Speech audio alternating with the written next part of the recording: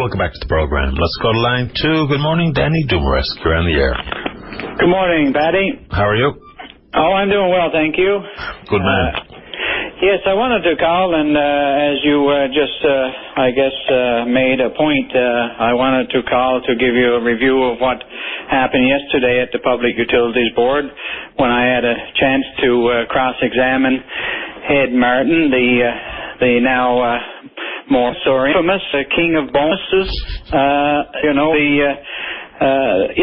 Patty, I guess this could be funny, but it is actually extremely serious. Yesterday, I mean, we have been through the most horrific year of electricity, and in 2014, when 260,000 homes, nearly 400,000 people were in freezing cold for a considerable period of time because of the failure of hydro to do its required maintenance and have spare parts. And it's not my opinions, it's the opinions of the Public Utilities Board, the regulator, and the consultant for the Public Utilities Board. So yesterday, when after nearly 12 months of asking for what were the bonuses and salaries being paid to the Nalcor executive in 2014,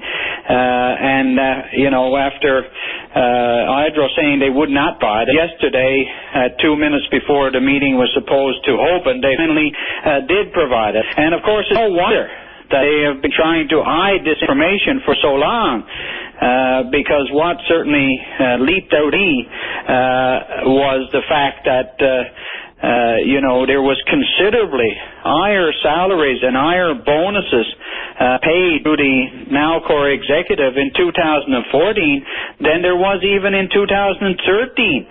And I give you a couple of examples. I mean, the president and CEO getting $512,000 in salary and $153,000 in bonuses for a total of $665,000.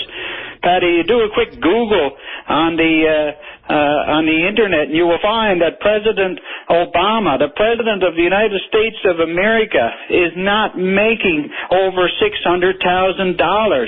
But here we have a person in charge of a Crown corporation that is now taking home this kind of money. It is wrong. And it's certainly wrong when it comes at the backdrop of Dark NL. Yeah, and I think the vast majority of people, if not everybody, will agree that it's a tough pill to swallow when the year we had in 2014 is accompanied with those types of bonuses.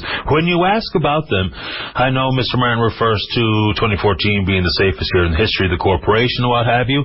What about the contracts and how they're structured, and what exactly constitutes opportunity for bonus? I mean, do we know any more about it as opposed to just got a bonus and reference to safety? Do you actually have any of the clauses? Can we understand how people get paid and or qualify for bonus?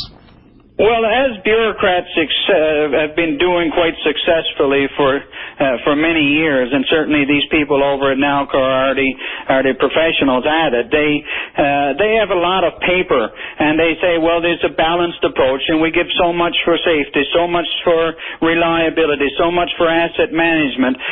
But there really is no clear answer on this. And what Mr. Martin and these people just do not get is the fact that there are tens of thousands of people out there in this province that do not get to make $153,000 in 5 or 6 years of work, let alone a bonus in 1 year.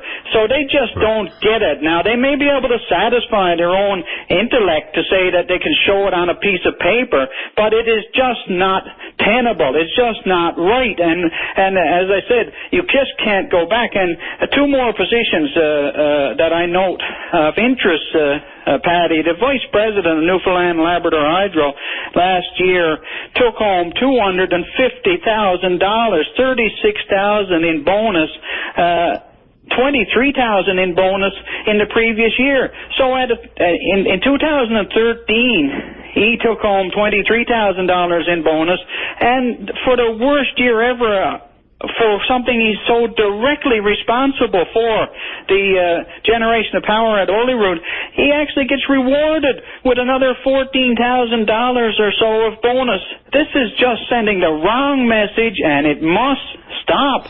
It must stop. The bonus for the hydro executive specifically, of course, that is just based on that arm of the business. And Mr. Martin's bonus comes as the CEO of the entire corporation. That's how that works, though, right? Is it? Yeah, okay. That's right. So that's for right, Nalcor General, let me ask you a question, and then we'll move on to some other things that were covered yesterday in the hearings. I mean, you and I have talked many times, and I think the intervener status is important, and I think that we have to be able to ask the questions of these people in the formal settings that is the PUB, whether it be Tom Johnson, yourself, and others who have been given the opportunity.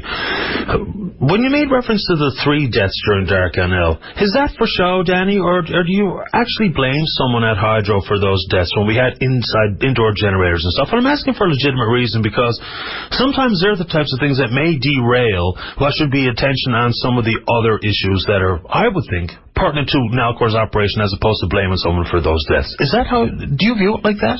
Are you blaming them for those deaths? Well, what I said, Paddy, was when Mr. Martin made the point that all of the executives should get their bonuses because of a good safety, perfect safety record of Newfoundland Labrador Hydro. It was in that context that I said that's cold comfort for the families of the 3 people that died during this tremendously difficult crisis.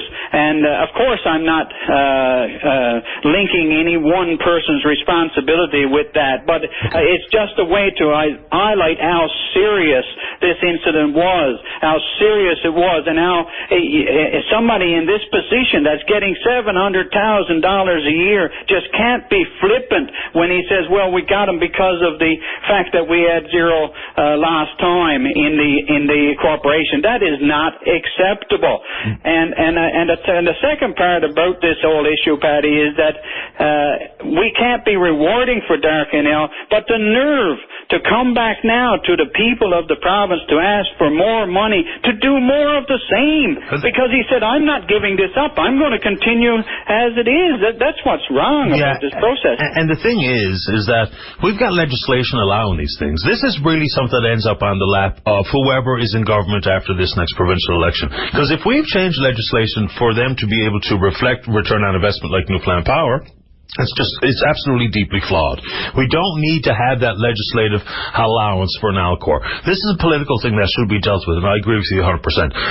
When it comes to the rate of pay for Mr. Martin, and it's one thing to compare to the President of the United States, but when we look across the country at other big utilities and companies of similar work, is his pay out of line? Just on that reference alone, because I know it's going to be a hard pill for everyone to swallow here, that 665,000 or whatever it is the number that you quoted us this morning. But when you look at Chris Hutchinson in Amera, who makes way more than that, and you look across the country at some of the big utilities, are we in line?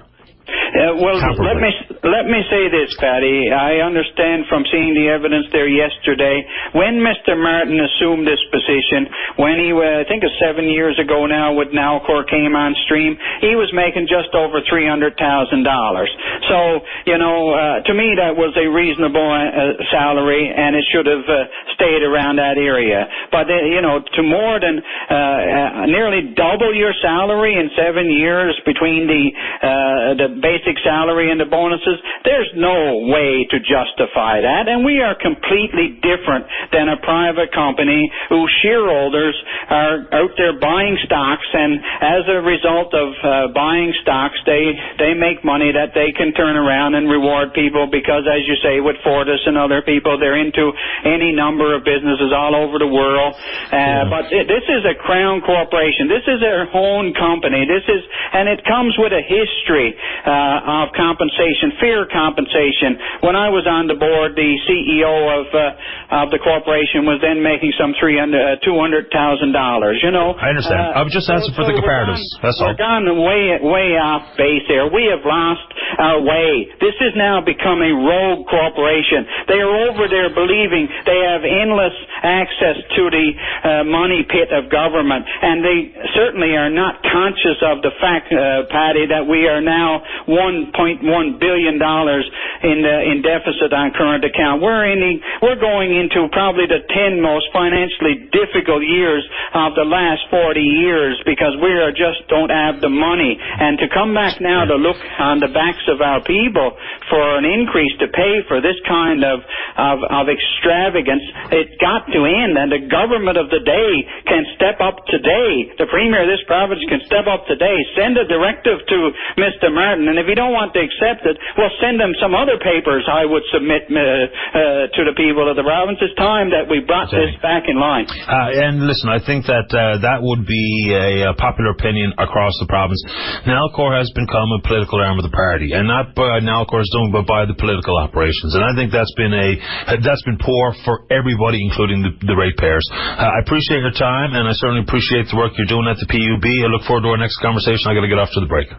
Thank you, Paddy, and I can assure you that I will not be giving up on this. And I'm sure that over time, people will listen, governments will listen, and action will be taken that will bring this back to what people expect is a fair deal for everybody. Yeah, I wonder what would happen or what will happen when and if government changes hands. That's going to be a curious one to watch play out. Appreciate your time this morning. I hope to be part of it, Paddy. Thanks, Danny. Hey, buddy. Bye-bye.